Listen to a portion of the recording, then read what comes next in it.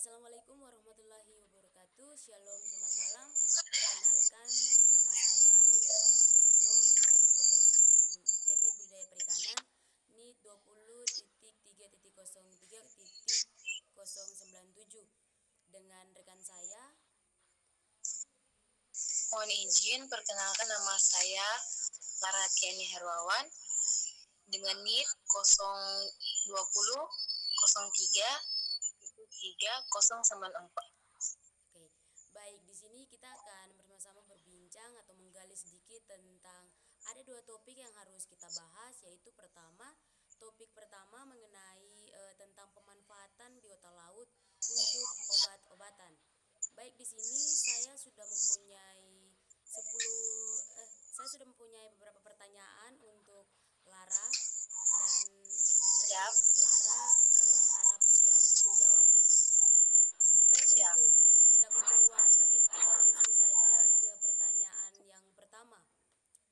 Menurut Lara, apa sih yang dimaksud dengan biota laut? Izin menjawab.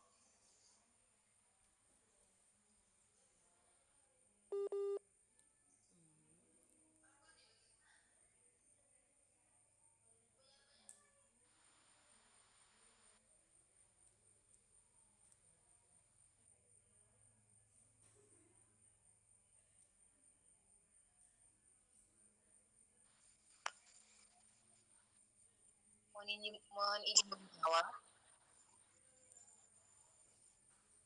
Biota laut merupakan suatu organisme yang hidup di laut yang memiliki ragam ciri dan karakteristiknya yang berbeda-beda. Biota laut memiliki kekayaan alam yang tak ternilai harganya. Oke, baik. Jawaban yang cukup bagus. Kita lanjut ke pertanyaan yang berikut, yaitu sebutkan biota laut apa saja yang dapat dijadikan sebagai obat-obatan.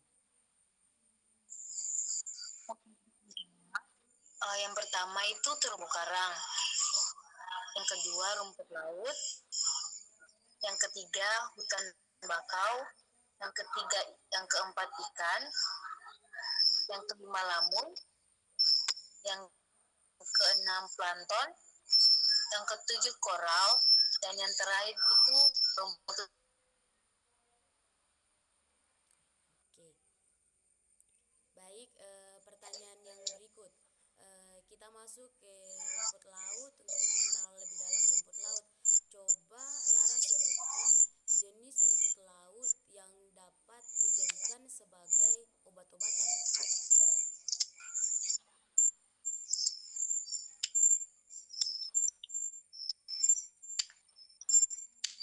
Mohon izin menjawab.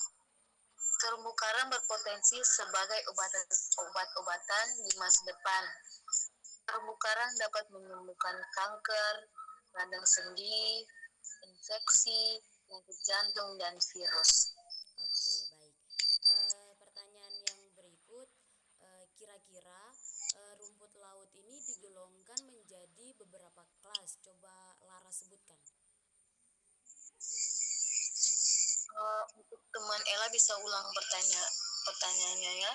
Oke, mungkin sedikit kendala, sedikit jaringan. Baik, saya akan ulangi pertanyaannya. Tolong sebutkan ada berapa rumput laut digolongkan menjadi beberapa kelas.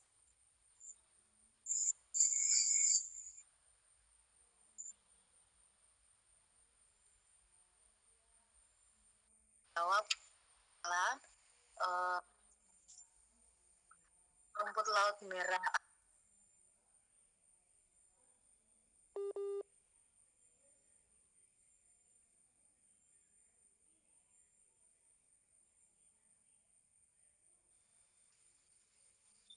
Yang kedua rumput laut coklat atau alga coklat.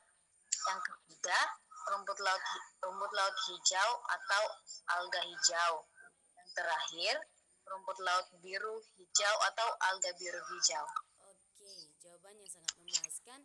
Kita lanjut ke pertanyaan yang berikut. Kita mau cari tahu sih, di mana sih rumput laut itu hidup atau tinggal? Mohon izin menjawab, Ella. Di daerah dangkal dengan kondisi dasar perairan sedikit lumpur atau campuran pasir dan karang. Oke, baik, terima kasih. Kita mempelajari lagi tentang tanaman bakau. Di sini coba teman Lara sebutkan apa sih manfaat tanaman bakau di bidang kesehatan untuk mengobati penyakit dalam. Di sini saya ingin menjawab, dapat menyembuhkan diare, kusta, demam, sakit gigi, lancarkan kulit, dan juga sakit ginjal dan diabetes. Oke, baik, terima kasih. Pertanyaan berikutnya, tolong Lara sebutkan salah satu jenis ikan yang dapat diolah untuk menjadi obat-obatan. Salah satunya itu yaitu sirip ikan hiu. Oke, baik. Kira-kira sirip ikan hiu itu mengandung apa saja? Sirip ikan hiu memiliki kandungan protein dan mineral dan memiliki kandungan omega 3. Oh, siap. Terus sirip ikan hiu ini dapat mengobati, kira-kira dapat mengobati penyakit apa saja? Penyakit yang dapat diobati sirip ikan hiu itu kanker sama anti radang. Oke, baik. Baik, kita masuk ke pertanyaan yang terakhir. Eh, Apa sih yang dimaksud dengan rumput lamun? Pertanyaan yang terakhir yang izin menjawab, Ella. Mm-mm. Rumput lamun adalah tumbuhan berbunga yang dapat tumbuh dengan baik dalam lingkup dangkal atau lingkungan dangkal. Semua rumput lamun ada tumbuh berbiji satu, mempunyai akar, daun, bunga, dan berbuah. Oke, baik. Untuk topik perbincangan pertama sudah usai. Kita akan masuk ke topik kedua. Oke. Terima kasih untuk kesempatannya yang diberikan oleh Ella kepada Lala. Kita akan membahas tentang pemanfaatan biota laut untuk ikan hias. Ada beberapa pertanyaan yang Lala buat untuk Ella. Mohon Ella menjawabnya dengan baik, sepenuh hati mungkin. Siap. Pertanyaan pertama, sebutkan 4 tujuan konservasi. Oke. Biota 4 tujuan konservasi yaitu yang pertama melindungi seluruh ikan yang terancam punah. Terus yang kedua mempertahankan keanekaragaman jenis ikan. Yang ketiga memelihara keseimbangan dan kemantapan ekosistem laut. Dan yang keempat memanfaatkan sumber daya ikan secara berkelanjutan. Oke, baik sekali. Oke, yang soal yang berikut, apa sih manfaat terumbu karang? Kalau menurut Ella, manfaat terumbu karang itu seperti dapat dihasilkan oleh terumbu karang itu sendiri, tetapi eh, dapat diatur atau dapat mengolahnya karena terumbu karang merupakan ekosistem laut yang dangkal, yang pasti kita tahu ya. Terus pada iklim terumbu karang hidup pada iklim tropis dan terumbu karang bermanfaat sebagai habitat dan sebagai sumber makanan ba, seba, apa sebagai tempat hidupnya ikan dan sebagai juga sumber makanan bagi biota-biota yang hidup di laut. Oke, sangat baik. Untuk soal yang ketiga nih, dari tadi kita membahas tentang biota laut yang mungkin bermanfaat untuk obat-obatan. Apa uh, apa sih apa ya biota laut itu apa saja yang ada pada laut? Seperti ada bintang laut, ada ganggang, ada cacing, terus ada kerang. ada pula ada teripang laut. Oh, kita masuk kepada pertanyaan berikutnya. Uh, apakah plankton termasuk dalam biota laut atau tidak, Ella? Menurut Ella,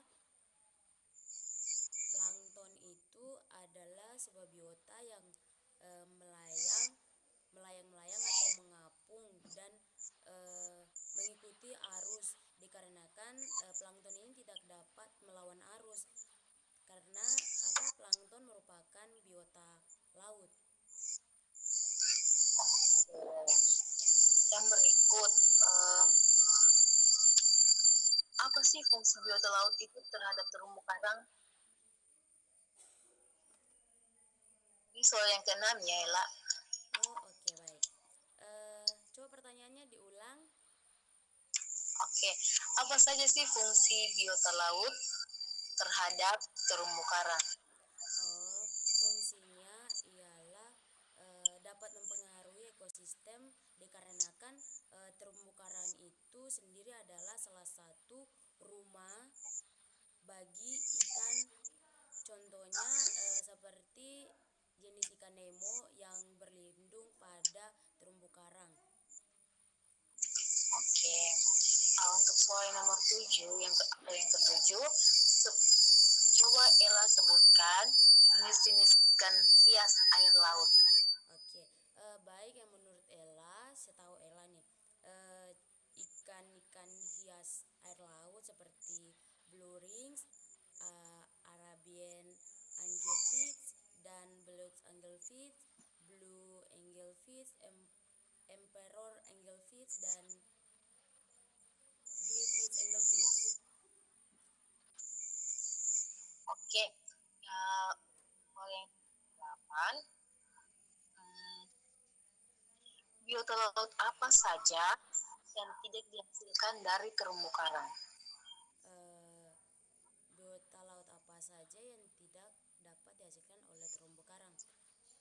Menurut saya tidak tidak dapat diproduksi karena pada terumbu karang sendiri itu tidak bisa memproduksi. Oke, soal nomor 9. Sebutkan biota laut yang termasuk potensi perikanan laut Indonesia. Oke, baik, salah satunya itu seperti lobster, udang, cumi, dan terumbu karang.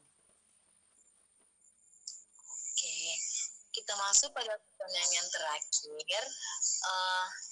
Coba Ella jelaskan dengan singkat persebaran biota laut di Indonesia. Oke, baik. Yang pertama itu dalam bidang perikanan, Indonesia memiliki potensi sumber daya perikanan yang sangat baik dari seginya, terus jumlah dan keanekaragaman yang begitu banyak. Dan yang kedua, ada juga hutan mangrove di mana banyak terdapat di daerah pesisir. Dan yang ketiga ialah terumbu karang, di mana terumbu karang sendiri mampu menjadi tempat hidupnya bagi biota-biota yang ada di laut. Dan yang keempat ialah padang lamun, di mana padang lamun tumbuh tinggi yang sudah sepenuhnya dia dapat menyesuaikan diri dengan sendirinya. Begitu, Lara. Oke, terima kasih Ella sudah menjawab beberapa pertanyaan dari Lala. Semoga kelas ini